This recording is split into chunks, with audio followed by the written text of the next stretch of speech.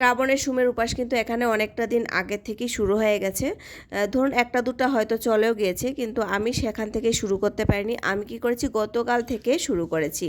গতকাল যে সোমবারটা গিয়েছে সেখান থেকে শুরু করেছি। আমার সেটা সুবিধা হয়েছে, মাম্মাম স্কুলটাও বন্ধ ছিল, আর সঙ্গে এবার এবছর প্রথমেই হয়তো ও করেছে।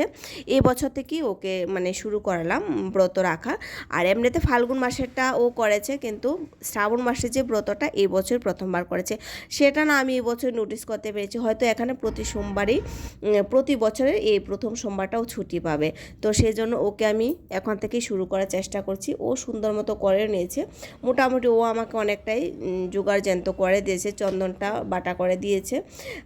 অনেকটা মোটা লেয়ার চন্দন লাগবে, তো সেই জন্য এই কাজটা ওকেই দিলাম। বাকি আমি সমস্ত কিছু কিন্তু রেডি করে মা মেয়ে দুজন মিলে কিন্তু আমি এবার ব্রতটা রেখেছি। খুব ভালো লেগেছে। রাজাকেও নিয়ে করার ইচ্ছে ছিল, কিন্তু রাজা গতদিন কিছু একটা খেয়ে নিয়েছে, সেজন্য ওকে আর এবছর মানে এই দিনটা রাখলাম না। আগামী দিনে দেখি, আগামী সোমবারে। তো ও পুজো কমপ্লিট করেছে, ভালোভাবেই সম্পূর্ণ পুজো করেছে। আমি জাস্ট দেখিয়ে দিয়েছি, ও তো এমনিতেও পারে। তারপরে পিছে পিছে থাকা, তাহলে জিনিসটা তাড়াতাড়ি হবে, যেহেতু একটা উপোসের ব্যাপার।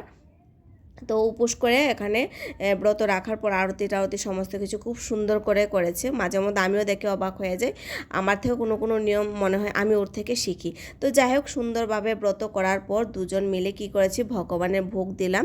আর আজকে তো একাদশীও পড়েছে একই সঙ্গে, তো আজকে দুটোই একই সঙ্গে হয়ে গেল। তো সাগু কলা যে ফল ফ্রুটস ওর বাবা এনেছে, মিষ্টি দিয়ে ভোগ দিলাম। তারপর সন্ধ্যার সময় কি করেছি, বাবার জন্য এক সিদ্ধ ভাত করে নিয়েছি, লবণ ছাড়া। ও খাবে এক সিদ্ধ ভাত, ঘি দিয়ে আমি মেখে খাইয়ে দেব বাকি। তো আমি কিছু নেব না, আমি ফল আর দুধ আছে আমি সেটুকু খেয়ে নেব, যেহেতু একাদশী পড়েছে। একাদশী না হলে তাহলে একটু চিন্তা করতাম, কিন্তু একাদশী তো অন্নদানা তো একদমই খাবো না। তো সেই জন্য বাবাইকে আমি খাবারটা খাইয়ে দিয়েছি, আর শ্রাবণেরটা খাওয়া যায়।